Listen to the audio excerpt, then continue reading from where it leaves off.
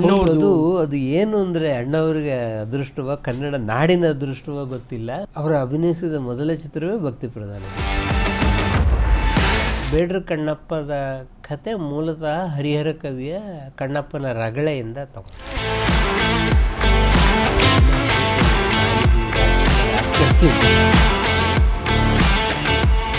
ಆ ಸಿನಿಮಾ ಬಗ್ಗೆ ಇವತ್ತು ನಮ್ಗೆ ಜ್ಞಾಪಕ ಇರೋದು ಶಿವಪ್ಪ ಕಾಯೋ ತಂದೆ, ಮೂರು ಲೋಕ ಸ್ವಾಮಿ ದೇವ. ಶಿವಪ್ಪ ಕಾಯೋ ತಂದೆ, ಮೂರು ಲೋಕ ಸ್ವಾಮಿ ದೇವ. ಇನ್ನೊಂದು ಆ ಸಿನಿಮಾದಲ್ಲಿ ಕಣ್ಣಪ್ಪನ ಕಂಬ ಕಟ್ಟಾಕಿರ್ತಾರೆ ಎಲ್ಲ ಬಂದ ಮೇಲೆ. ಆಮೇಲೆ ಲಂಚ್ ಬ್ರೇಕ್ ಅಂದರು. ಅಣ್ಣವ್ರು ಹೇಳಿದ್ರು ಬಿಚ್ಚಬೇಡಿ, ಆಮೇಲೆ ಊಟ ಮಾಡ್ತೀನಿ, ಕಂಟಿನ್ಯೂಟಿ ಹೊರಟೋಗ್ಬಿಡುತ್ತೆ. ಅಯ್ಯೋ ರಾಮ. ಇಡೀ ದಿನ ಉಪವಾಸ ಹಾಗೆ ಕಟ್ಟಿಸ್ಕೊಂಡು ಶೂಟಿಂಗ್ ಮುಗಿಸಿದ್ದಾರೆ. ಮೊದಲ ಭಕ್ತಿ ಪ್ರಧಾನ ಚಿತ್ರ ಯಾವುದು? ಅನ್ನೋದು ಅದು ಏನು ಅಂದರೆ ಅಣ್ಣವ್ರಿಗೆ ಅದೃಷ್ಟವ, ಕನ್ನಡ ನಾಡಿನ ಅದೃಷ್ಟವ ಗೊತ್ತಿಲ್ಲ. ಅವರು ಅಭಿನಯಿಸಿದ ಮೊದಲ ಚಿತ್ರವೇ ಭಕ್ತಿ ಪ್ರಧಾನ ಚಿತ್ರ. ಅಲ್ಲಿಂದಲೇ ಅದಕ್ಕೆ ನನಗೂ ಖುಷಿ ಶುರುವಾಯಿತು. ಬೇಡ್ರ ಕಣ್ಣಪ್ಪದ ಮೂಲಕ ಅವರ ಜೀವನ ಯಾನ ಶುರುವಾಯಿತು. ಬೇಡ್ರ ಕಣ್ಣಪ್ಪದ ಅನೇಕ ಕಥೆಗಳು ನಾನು ಹೇಳಿದ್ದೀನಿ. ಬಟ್ ಈ ಸಂದರ್ಭದಲ್ಲಿ ಕೆಲವನ್ನ ನೆನಪು ಮಾಡ್ಕೊಳ್ಳೋಣ. ಒಂದು ಬೇಡ್ರ ಕಣ್ಣಪ್ಪ ಇದೆಯಲ್ಲ, ಅದು ಇತಿಹಾಸಕಾರರು ಪುಟ್ಟಸ್ವಾಮಿ ಅಂತವ್ರು ಗುರುತಿಸಿದ್ದಾರೆ. ಅದು ಕೇವಲ ಭಕ್ತಿಯ ಕತೆ ಮಾತ್ರ ಅಲ್ಲ, ಅದು ಸಾಮಾಜಿಕ ಸಮಾನತೆಯ ಕತೆ ಕೂಡ ಹೌದು. ಹೌದು ಹೌದು. ಜಾತಿ ಆಧಾರಿತ ವ್ಯವಸ್ಥೆಯಲ್ಲಿ ಒಬ್ಬ ವ್ಯಕ್ತಿ ಎಷ್ಟು ಕಷ್ಟಕ್ಕೆ ಸಿಗಾಕೊಳ್ತಾನೆ, ಒಬ್ಬ ನಾಸ್ತಿಕ ಆದವನು ಹೇಗೆ ಆಸ್ತಿಕ ಆಗ್ತಾನೆ, ಎಲ್ಲವನ್ನ ಹೇಳಿದ ಕತೆ ಬೇಡ್ರ ಕಣ್ಣಪ್ಪ. ಇದನ್ನು ಮಾಡುವುದು ಅಷ್ಟು ಸುಲಭ ಇರಲಿಲ್ಲ. ಒಬ್ಬ ಹೊಸ ಕಲಾವಿದ ಬರೋದಕ್ಕೆ. ಅದಕ್ಕೆ ಹಿಂದೆ ಗುಣಸಾಗರಿ ಅಂತ ಒಂದು ಸಿನಿಮಾ ಮಾಡಿದರು AVM ಜೊತೆಗೆ. ಅದು ಸತ್ಯಶೋಧನೆ ಅಂತ ಹೇಳಿ ತಮಿಳಲ್ಲಿ ಬಂತು ಆ ಸಿನಿಮಾ. ಗುಣಸಾಗರಿ ತಕ್ಕಮಟ್ಟಿಗೆ ಗೆಲ್ತು. ಸತ್ಯಶೋಧನೆ ಹೊನ್ನಪ್ಪ ಭಾಗವತರ್ ಅದರಲ್ಲಿ ಹೊನ್ನಪ್ಪ ಭಾಗವತರ ಬಾಯಲ್ಲೇ ಹೇಳಿದವರು ಸತ್ಯಶೋಧನೆಯೇ ಆಯಿತು. ಅದು ಬರಲಿಲ್ಲ. ಹಾಗಾಗಿ ಗುಬ್ಬಿ ಕಂಪ್ನಿಯವರಿಗೆ ಇನ್ನೊಂದು ಸಿನಿಮಾ ಮಾಡುವ ಅಗತ್ಯ ಇತ್ತು. AVMಗೆ ಲಾಸ್ ಅಂತ ತುಂಬಿಕೊಡ್ಬೇಕಿತ್ತಲ್ಲ. ಹೌದು. ಅದಕ್ಕೋಸ್ಕರ ಈ ಸಲ ಅವರು HLN ಸಿಂಹ ಅವರನ್ನು ಕರ್ಕೊಂಡು, HLN ಸಿಂಹ ನಿರ್ದೇಶಕರು. HLN ಸಿಂಹ ಅವರು, ಅದು ನಾನು ಹಿಂದೆ ಹೇಳಿದ್ದೇನೆ, ಎಲೆವಾಳ ಸಿದ್ದಯ್ಯ ಸ್ವಾಮಿ. ಆ್ಯಕ್ಚುಲಿ ಮೊದಲು ಕುರಾಸಿ ಅವರು ಕೂಡ ಆಯ್ಕೆಯಾಗಿದ್ದರು. ಅವರು ಸಿಂಗಾಪುರಕ್ಕೆ ಹೋಗ್ಬೇಕಾದ್ರಿಂದ ಈ ಪಾತ್ರವನ್ನು ಮಾಡಲಿಲ್ಲ. ಕೊನೆಗೆ ಬಹಳ ಜನ ಅದು ನಂಜನಗೂಡೋ ಮಂಡ್ಯನೋ ಎಲ್ಲೋ ಅಂತ ಹೇಳಿದ್ರೆ, ನನಗೆ ಆಮೇಲೆ ನಾನು HLN ಸಿಂಹ ಬಸ್ಸಲ್ಲಿ ನಂಜನಗೂಡು ರೈಲ್ವೆ ನಂಜನಗೂಡು ರೈಲ್ವೆ ಸ್ಟೇಷನ್ನಲ್ಲಿ HLN ಸಿಂಹ ಹೇಳಿದಾಗ ಇವರು ಪಾರ್ವತಮ್ಮ ರಾಜ್ಕುಮಾರ್ ಮುತ್ತುರಾಜ್ ಇಬ್ಬರು ಸಿಗ್ತಾರೆ, ಬನ್ನಿ ಅಂತ ಕರ್ಕೊಂಡು ಹೋಗ್ತಾರೆ. ಸೊ ಆಮೇಲೆ GV ಅಯ್ಯರು, ನರಸಿಂಹರಾಜು ಎಲ್ಲರೂ ಈ ಸಿನಿಮಾದ ಮೂಲಕ ಸೇರ್ಕೊಳ್ತಾರೆ. ಪಂಡ್ರಿಬಾಯಿ ಅಷ್ಟೊತ್ತಿಗಾಗಲೇ ಸ್ವಲ್ಪ HK ರಾಮಚಂದ್ರ ಶಾಸ್ತ್ರಿಗಳು ಈಶ್ವರನ ಮಾಡಿದವರು ಅದರಲ್ಲಿ. ಸೊ ಕಾಶಿ ಪಾತ್ರದಲ್ಲಿ ಇವರು ಬಹಳ ಪ್ರಸಿದ್ಧರಾಗಿರ್ತಾರೆ. ಹಾಗಾಗಿ ಇದು ಬೇಡ್ರ ಕಣ್ಣಪ್ಪದ ಕತೆ ಮೂಲತಃ ಹರಿಹರ ಕವಿಯ ಕಣ್ಣಪ್ಪನ ರಗಳೆಯಿಂದ ತಗೊಂಡು. ಸರಿ. ಕಣ್ಣಪ್ಪನ ರಗಳೆ. ಬಟ್ ಇದು ಆಂಧ್ರ ಪ್ರದೇಶದಲ್ಲೂ ಬಹಳ ಪ್ರಸಿದ್ಧಿಯಾಗಿದೆ. ಹೌದು. ಕರ್ನಾಟಕ ಆಂಧ್ರ ಎರಡೂ ಕಡೆ ಈ ಕಣ್ಣಪ್ಪನ ಪ್ರಸಂಗ ಬಹಳ ಪ್ರಸಿದ್ಧಿಯಾಗಿದೆ. ಇದನ್ನು ಬಹಳ ಅದ್ಭುತವಾಗಿ ಅಣ್ಣವರು ಮಾಡಿದ್ರು.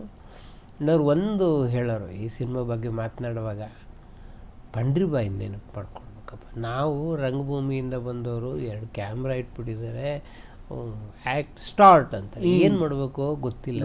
ನಾವು ಆ ಪದಗಳೇ ಕೇಳಿಲ್ಲ. ಗೋ ಬ್ಯಾಕ್ ಏನು ಮಾಡಬೇಕು, ಫಾರ್ವರ್ಡ್ ಗೊತ್ತಿಲ್ಲ. ಅಯ್ಯಮ್ಮ ಮಹಾತಾಯಿ, ಇದು ಅಣ್ಣವ್ರದೇ ಪದ, ಮಹಾತಾಯಿ ಕಿವಿಯಲ್ಲಿ ಹೇಳೋರು, ಫಾರ್ವರ್ಡ್ ಅಂದರೆ ಮುಂದಕ್ಕೆ ಬರಬೇಕು ನೀವು, ಸ್ಟ್ಯಾಗ್ನೆಂಟ್ ಅಂದರೆ ಅಲ್ಲೇ ನಿಂತ್ಕೋಬೇಕು. ಈ ಅಮ್ಮ ಹೇಳ್ಕೊಡಿದ್ರೆ ನಾನೀಗ ರಾಜ್ಕುಮಾರ್ ಆಗ್ತಿರಲಿಲ್ಲ ಮಾಡ್ಕೊಂಡು. ಇನ್ನೊಂದು ಅದು ಬಹಳ ಅದ್ಭುತವಾದ ಸಂಗತಿ. ಆಮೇಲೆ ರಂಗಭೂಮಿಯಿಂದ ಬಂದವರು, ಅವರಿಗೆ ಸಿನಿಮಾದ ಇದು ಸಹಜವಾಗೇ ಬ್ಯಾಕ್ಗ್ರೌಂಡ್ ಇಲ್ಲ. 4 ದಿನ ಆದಮೇಲೆ ಥಿಯೇಟ್ರಲ್ಲಿ, ಅವಾಗೆಲ್ಲ ಥಿಯೇಟ್ರಲ್ಲೇ ಹಾಕಬೇಕಾಗಿತ್ತು, ಪ್ರೊಜೆಕ್ಷನ್ ಬೇರೆ ಇನ್ನೇನು ಇರಲಿಲ್ಲ. ರಶಸ್ ಹಾಕ್ತೀವಿ. ಅಣ್ಣವ್ರಿಗೆ ರಶಸ್ ಅಂದರೆ ಏನು ಅಂತ ಗೊತ್ತಿಲ್ಲ. ಅಯ್ಯರ್ ಹೇಳಿದ್ರು, ನೋಡಪ್ಪ ನಾವು ಇಷ್ಟು ದಿನ ಆ್ಯಕ್ಟ್ ಮಾಡೋದ್ವಲ್ಲ, ಏನು ಎಡಿಟ್ ಮಾಡಿರಲ್ಲ, ಹೆಂಗೆ ತೆಗ್ದಿದ್ದು ಹಂಗೆ ಹಾಕ್ತಾರೆ. ಸೊ ನಾವು ಏನೇನು ತಪ್ಪು ಮಾಡಿದ್ವಿ ಅದನ್ನು ನೋಡಬೇಕು. ಸೊ ಇದು ಅಣ್ಣವ್ರ ಮಾತು. ಶ್ರೀಧರ ಮೂರ್ತಿಗಳೇ, ನೋಡ್ತೀನಿ ಈ ರಾಜ್ಕುಮಾರ್ ಅಲ್ಲ, ಯಾವುದೋ ಪ್ರಾಣಿ ನೋಡ್ದಂಗೆ ಆಗ್ತಾ ಇದೆ ಅಲ್ಲ, ಅದು ಅಗಲ ಕಾಣಿಸುತ್ತೆ. ಬಟ್ ಅದು ರಫ್ ಕಟ್ ಅಲ್ಲ. ಅಯ್ಯರ್ ಹತ್ರ ಹೇಳಿದೆ, ಇದು ನನಗೆ ಆಗೋದಲ್ಲ, ನನ್ನ ಪಾಡಿಗೆ ಬಿಟ್ಬಿಡಿ, ನಾನು ಗುಬ್ಬಿ ಕಂಪ್ನಿಗೋ ಯಾವುದೋ ಕಂಪ್ನಿಗೆ ಹೊರಟೋಗ್ತೀನಿ ಅಂತ.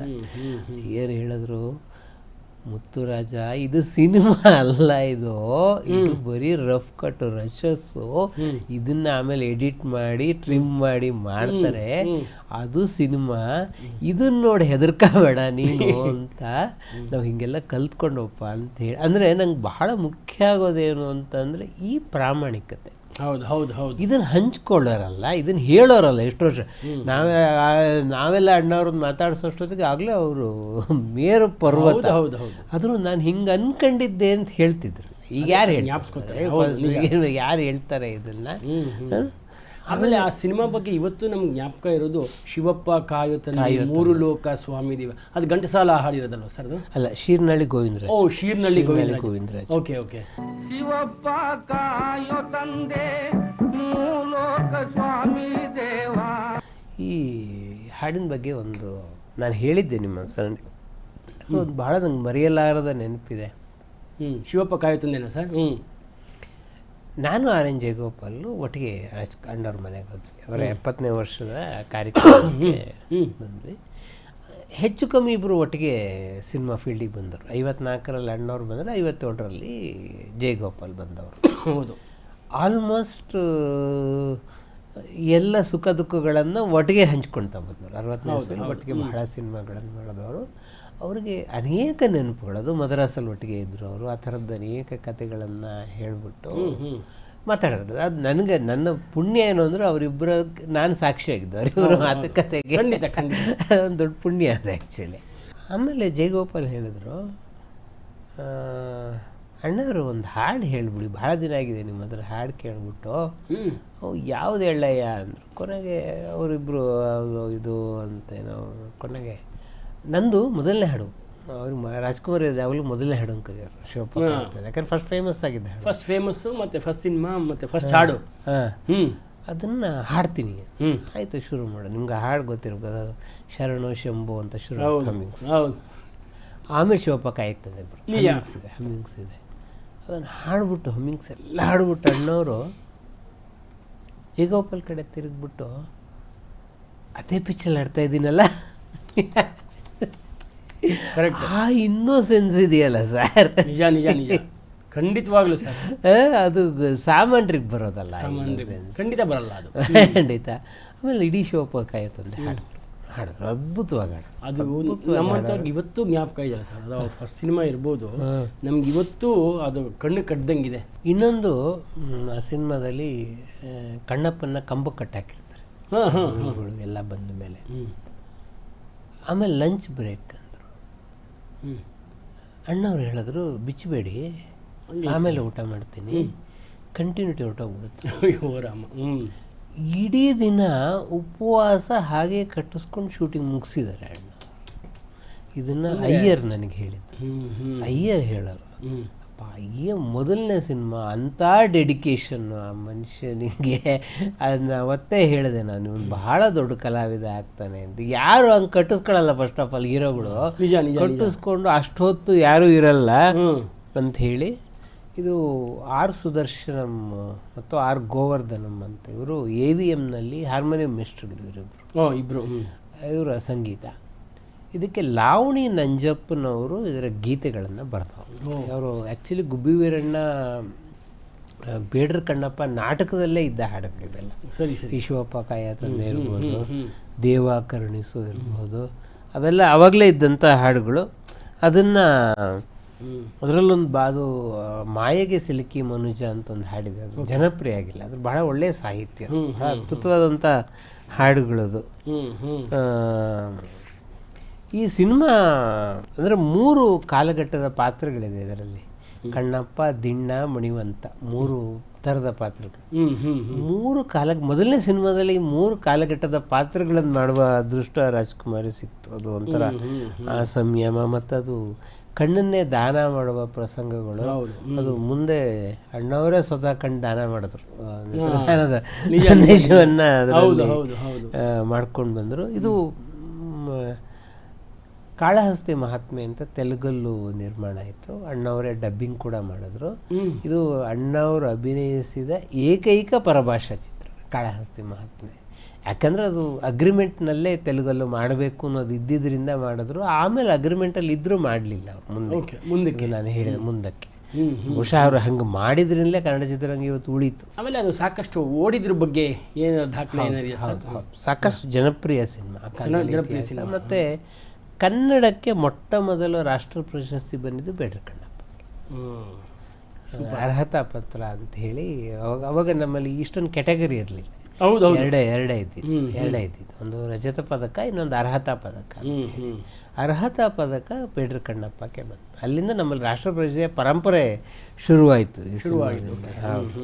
ಸೊ ಇದರಿಂದ ನಮಗೆ ಅಯ್ಯರ್ ಸಿಕ್ಕರು, ನರಸಿಂಹರಾಜು ಸಿಕ್ಕರು, ರಾಜ್ಕುಮಾರ್ ಸಿಕ್ಕರು, ಬಹಳ ದೊಡ್ಡದು. ಆಮೇಲೆ ಇದರಲ್ಲಿ ಜಯಲಲಿತಾ ಅವ್ರ ತಾಯಿ ಸಂಧ್ಯಾ ಅಭಿನಯಿಸಿದ್ದಾರೆ ಈ ಸಿನಿಮಾದಲ್ಲಿ.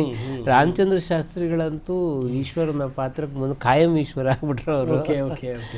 ಸೊ ಬೇಡ್ರ ಕಣ್ಣಪ್ಪ ಎಷ್ಟು ಜನಪ್ರಿಯ ಅಂದರೆ ಆ ಸಿನಿಮಾ ರಿಲೀಸ್ ಆಗಿ ಇಷ್ಟು ವರ್ಷ ಆದರೂ ಕೂಡ ಇವತ್ತು ಯಾವುದೇ ಶಿವರಾತ್ರಿ ಬಂದರೂ ಬೇಡ್ರ ಕಣ್ಣಪ್ಪ ಯಾವುದಾದ್ರೂ ಒಂದು ಚಾನಲ್ನಲ್ಲಿ ಬರಲೇಬೇಕು. ಸೊ ಅದು ಅಣ್ಣವ್ರ ಮೊದಲ ಸಿನಿಮಾ ಅಂತ ಅಲ್ಲ, ಅದು ಒಂಥರ ಕನ್ನಡದಲ್ಲಿ ಒಂದು ಭಾಳ ದೊಡ್ಡ ಟರ್ನಿಂಗ್ ಪಾಯಿಂಟ್. ಹೌದು. ಆಮೇಲೆ ಇವತ್ತು ನೋಡಿದ್ರೆ ಭಕ್ತಿ ಉಕ್ಕಿ ಬರುವಂತಹ ಚಿತ್ರ ಸಂದರ್ಭ ಇದು. ಹೌದು. ಇದು ಬಹಳ ವರ್ಷಗಳ ನಂತರ ಶಿವರಾಜ್ ಕುಮಾರ್ ಶಿವ ಮೆಚ್ಚಿದ ಕಣ್ಣಪ್ಪ ಅಂತ ಬಂತು.